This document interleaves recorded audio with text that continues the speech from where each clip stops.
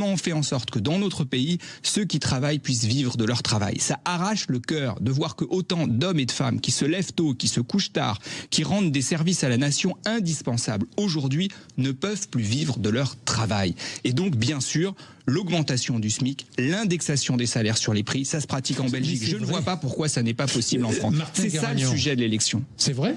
C'est vrai que beaucoup de Français n'arrivent plus à vivre de leur travail. C'est l'un de vos échecs. Mais ça, c'est un véritable constat que l'on partage. Oui, mais c'est un échec.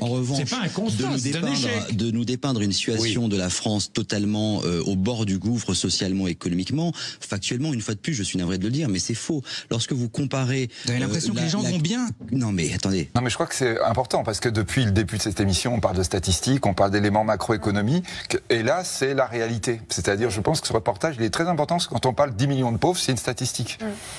Quand on voit une personne qui est en train de se battre au quotidien pour juste proposer à ses enfants un avenir peut-être meilleur que celui qu'elle a connu, tout d'un coup, on voit concrètement ce que ça signifie. Et il faut le répéter, c'est pas une personne isolée, c'est 10 millions de gens probablement dans France, 10 millions, c'est énorme, qui sont concernés par ça. C'est le problème, je dirais, de notre modèle français. Et je vais vous répondre sur les éléments que vous venez de dérouler. De continuer à voir des gens qui triment, qui n'arrivent pas à vivre de leur travail, etc. Ça, c'est une réalité qu'on partage. Là où on n'est pas d'accord, c'est sur les solutions que vous proposez. Le problème, c'est que ça fait 7 ans que vous voyez ça et que ça fait 7 ans que ces gens-là ne voient pas leurs conditions de vie s'améliorer. C'est pas tout à fait exact. Je vais vous prendre un exemple, puisqu'on parle du pouvoir d'achat, un exemple très concret. Parce qu'on connaît aussi tout le monde ne va pas bien, tout le monde ne va pas mal, quoi. C'est-à-dire que